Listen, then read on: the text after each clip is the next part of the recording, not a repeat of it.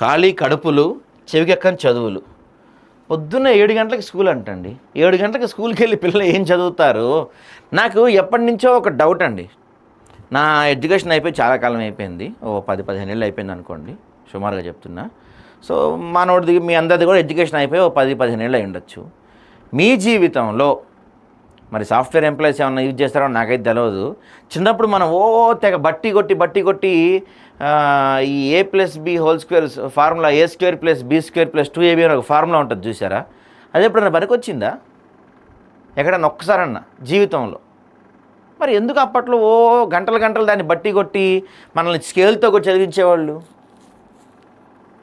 తర్వాత కొన్ని పద్యాలు చెప్పేటోళ్ళు మనకి. సరే పద్యాలంటే ఏదైనా మనకి దాన్ని ఏమంటారు, వాటిలో ఏదో మెసేజ్ ఉంటుంది కాబట్టి ఓకే. కానీ ఈ మ్యాథ్స్లో కొన్నివి, తర్వాత స్కూల్లో చెప్పిన వాటి వల్ల మనకి ఏంటి ఉపయోగం? పిల్లల్ని టార్చర్ పెడుతున్నారు తెలుసా స్కూళ్ళల్లో? టార్చర్.